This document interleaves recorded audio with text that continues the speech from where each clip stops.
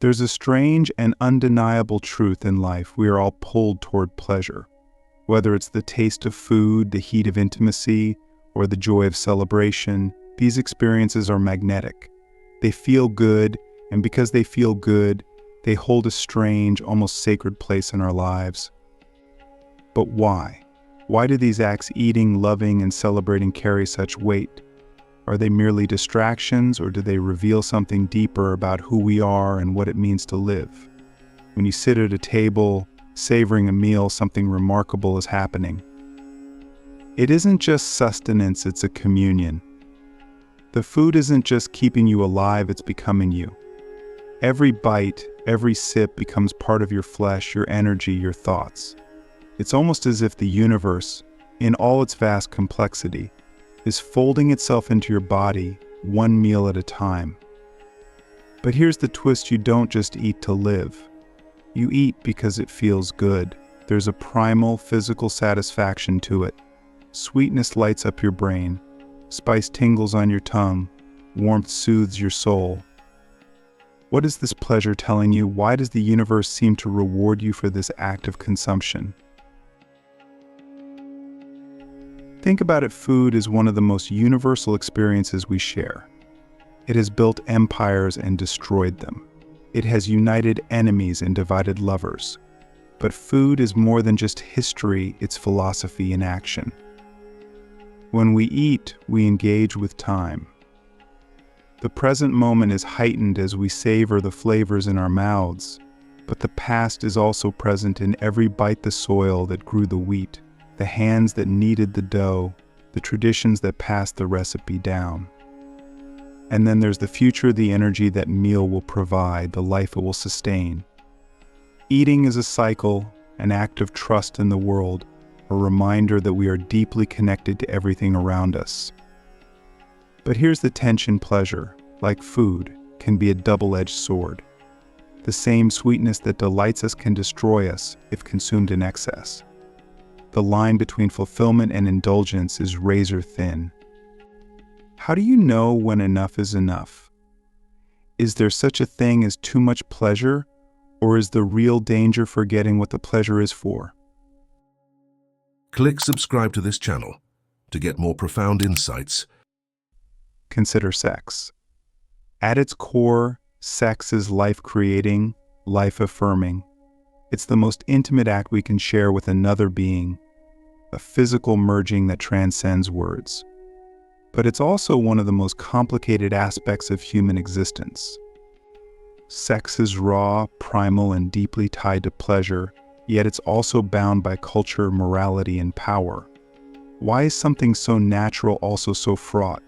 Why do societies obsess over regulating it, defining it, controlling it? The truth is, sex isn't just physical. It's emotional, psychological, even spiritual. It's a language we use to say things we can't put into words. I trust you, I desire you, I need you. But sex, like food, has its dangers. It's easy to lose yourself in the pursuit of it, to mistake the act for the meaning, to reduce connection to nothing more than consumption. What happens when the pleasure of sex becomes an escape from the pain of living? Can something so intimate become hollow? And if it does, how do we find our way back to its fullness? And then there's the third pillar: partying. Why do we gather? Why do we celebrate? On the surface, a party might seem frivolous, a momentary escape from the mundane. But think about what really happens when we come together. There's music, movement, laughter. There's the joy of being surrounded by others who are alive, just like you. In those moments, something shifts. Time feels different. The boundaries between self and other blur. For a few hours, we step outside of the routines and roles that define us and remember what it means to simply be. But here's the paradox: the same party that brings joy can also bring chaos. Too much drink, too much noise, too much of anything can tip the balance. Why is it so hard to find the middle ground? Why do we swing between extremes, between restraint and indulgence, between isolation and excess? Is it because we're afraid?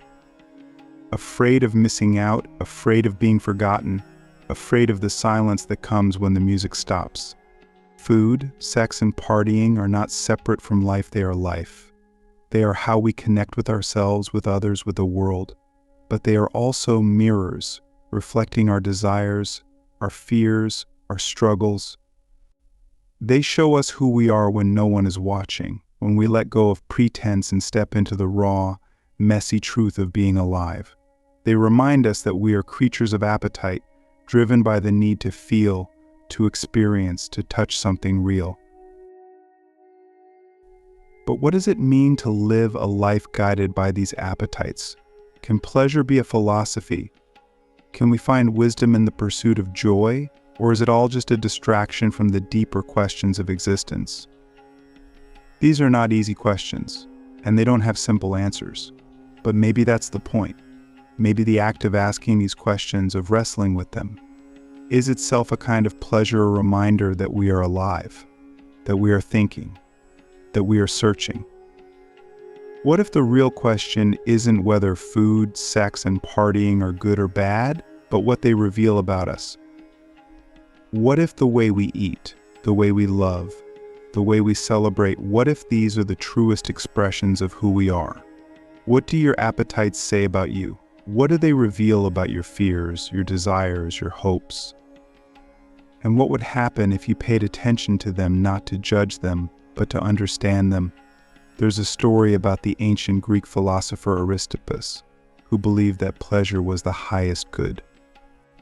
He saw no shame in enjoying life, in seeking out the things that made him happy. But he also believed in control. I possess, I am not possessed, he said. Pleasure for Aristotle was not about losing yourself, but about finding balance. It was about knowing when enough was enough, about savoring the moment without being consumed by it. This idea of possessing pleasure rather than being possessed by it is a powerful one. It challenges us to think about our relationship with the things that bring us joy. Are you in control of your pleasures, or are they in control of you? When you eat, are you truly tasting the food, or are you simply consuming? When you love, are you truly connecting, or are you just seeking validation? When you celebrate, are you truly present, or are you chasing a high that will fade as soon as the night ends? There's another story, this one from the Buddhist tradition, about a man who was offered a cup of tea. He drank it slowly, savoring each sip, and when the cup was empty, he smiled. The tea had been delicious, but he wasn't sad that it was gone. He knew that its value lay not in its permanence, but in the experience of drinking it. Pleasure, like tea, is fleeting. But that doesn't make it any less valuable. In fact, it makes it more so. The very fact that it doesn't last is what makes it precious. So what do we do with this knowledge? How do we live in a way that honors our appetites without being ruled by them? How do we find the balance between indulgence and restraint, between joy and responsibility? These are not easy questions, but they are important ones. Because in the end, life is not about denying our appetites or giving into them completely. It's about understanding them, learning from them, and using them to create a life that is rich, full, and meaningful. We live in a world that is both obsessed with pleasure and terrified of it. On one hand, we are bombarded with advertisements, social media, and cultural messages that glorify indulgence. We're told to treat ourselves, to live our best lives, to chase happiness at all costs. On the other hand, there's a deep undercurrent of guilt and shame that comes with this pursuit. We're warned about the dangers of excess, about the slippery slope of addiction, about the emptiness of hedonism. We swing wildly between these two extremes, between indulgence and denial, between lust and restraint, between celebration and self-control. But why? Why is our relationship with pleasure so complicated? The answer lies in a tension that sits at the heart of what it means to be human. We are creatures of desire. From the moment we are born, we seek out what feels good and avoid what feels bad. It's hardwired into us. But we are also creatures of reflection, of reason, of morality. We don't just act on impulse, we think about what our actions mean, about their consequences, about whether they're right or wrong. And this creates a conflict. How do we reconcile our instincts with our intellect? How do we balance our cravings with our conscience? Take food, for example. At its core, eating is a biological necessity. Without it, we die. But food is not just fuel, it's comfort, culture, connection. We don't just eat to survive, we eat to celebrate, to mourn, to create memories. A family dinner, a wedding feast, a late-night snack with friends, these moments are about so much more than calories. They're about belonging, about sharing, about joy. And yet food can also be a source of pain. We overeat, we undereat, we obsess over diets, we feel shame about our bodies. Something as simple as a meal becomes a battlefield, a place where our desires clash with our fears. Why is it so hard to eat freely without guilt or anxiety? Because food is never just food. It's a symbol, a story, a statement about who we are. What you eat, how much you eat, when you eat, these choices are shaped by culture, by history, by personal experience.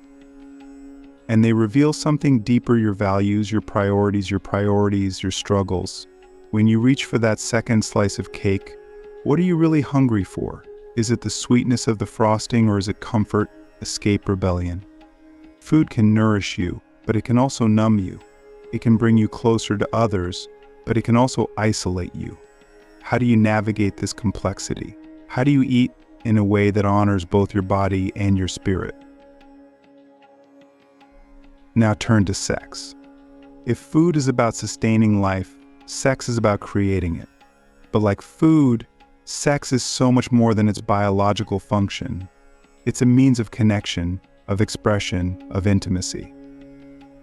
It's one of the most vulnerable things we can do, a way of saying to another person, "Here I am. This is me, all of me." And yet, sex is also fraught with shame, fear, and power dynamics. We idolize it, we demonize it, we struggle to talk about it honestly. Why is something so natural so difficult to navigate? One reason is that sex, like food, is deeply tied to identity. Who you desire, how you desire, what you desire, these are some of the most personal and revealing things about you. And because they're so personal, they're also deeply political. Sex has been used to control people, to shame them, to define what is normal and what is deviant. It's no wonder that so many of us have complicated relationships with it. But sex, at its best, is profoundly human. It's a way of connecting not just physically, but emotionally, mentally, even spiritually. It's a reminder that we are not just minds floating in space, but bodies, flesh and blood, nerve and desire. And yet, like food, sex can also be dangerous. It can be used to hurt, to manipulate, to escape. It can become a transaction, a performance, a compulsion. How do you know when sex is healthy and when it's not? How do you keep it sacred in a world that commodifies it? And then there's partying, that strange, beautiful act of coming together to celebrate. Parties are, in many ways, the ultimate expression of human joy. They're about music, dance, laughter, connection. They're a way of saying life is hard, but it's also worth celebrating. And yet parties, too, can go wrong. They can become excessive, empty, dangerous. We've all seen the aftermath of a night that went too far: the hangovers, the regrets, the broken connections. Why is it so hard to celebrate without losing control? What does it say about us that we so often need substances, alcohol, drugs to let go, to feel free, to be ourselves? The answer perhaps lies in the fact that pleasure is both simple and profound. On the surface, it's about feeling good, but underneath, it's about so much more. Pleasure is a way of connecting to ourselves, to others, to the world. It's a way of saying, "I'm alive. I'm here." I matter. And because it's so powerful, it's also dangerous. It's easy to lose yourself in the pursuit of it, to forget what it's for, to let it control you. So how do we navigate this dance between desire and discipline? How do we embrace pleasure without being consumed by it? The key, I think, is understanding that pleasure is not an end in itself. It's a means, a tool, a language. Food is not just about taste, it's about nourishment, about connection, about gratitude. Sex is not just about release, it's about intimacy, about trust, about love. Partying is not just about escape, it's about celebration, about community, about freedom. When we lose sight of these deeper purposes, pleasure becomes hollow. But when we honor them, pleasure becomes sacred. This is where wisdom comes in. Wisdom is not about denying pleasure, nor is it about indulging in it mindlessly. It's about knowing when to say yes and when to say no. It's about understanding that pleasure, like all things, has its limits. Too much food can make you sick. Too much sex can leave you empty. Too much partying can lead to chaos. But the answer is not to avoid these things altogether. The answer is to engage with them thoughtfully, intentionally, joyfully. This brings us back to the idea of balance. Balance is not about moderation for its own sake. It's about harmony, about alignment, about living in a way that feels true to who you are. Balance means listening to your body, your heart, your mind. It means asking yourself not just, what do I want, but also, why do I want it? What will it give me? What will it cost me? Balance means being present, truly present with your pleasures, savoring them fully without clinging to them. It's easy to think of pleasure as something selfish, something shallow. But what if it's not? What if pleasure is a form of wisdom, a way of tuning into the rhythms of life? What if the way you eat, the way you love, the way you celebrate is a reflection of your deepest values? What if pleasure, when approached with intention and care, is a way of honoring the gift of existence? This is not an easy path. It requires self-awareness, discipline, courage. It requires you to face your desires honestly, to confront your fears and insecurities, to let go of the need for control. But it's also a path of joy, of connection, of freedom. It's a way of saying to the world, I am here, I am alive, I am grateful. At the heart of every human life is a search for meaning. We long for something that makes the struggle worthwhile, something that gives shape to our days and depth to our nights. For some, this meaning comes from faith. For others, it comes from work, family, or service to a greater cause. But for many of us, meaning feels elusive, something distant, abstract, hard to grasp. And yet, it's possible that the search for meaning doesn't have to be so grand or so abstract. What if the meaning of life is already right in front of us, woven into the fabric of our daily experiences? What if meaning can be found in something as simple and as profound as pleasure? Food, sex, and celebration are not just physical acts. They are rituals, experiences that allow us to connect with ourselves, with others, and with the world around us. They are not distractions from life, they are life. And when approached with intention and care, they can become sources of meaning as powerful as any philosophy or religion. Consider food.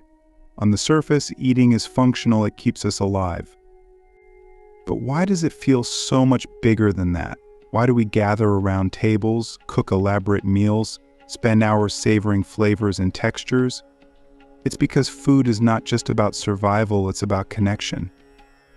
When you share a meal with someone, you are sharing more than just nourishment. You're sharing time, space, and energy. You're saying, I see you. I value you. Let's break bread together.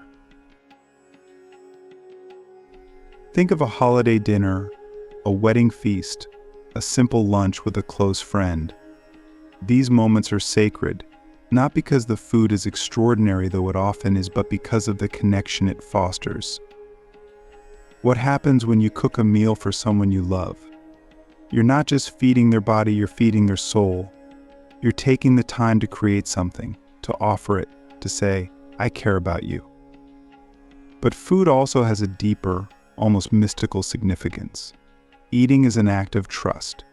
Every bite you take is a reminder that you are part of a larger cycle that the earth provides, that the hands of countless people have brought this meal to you, that life sustains life.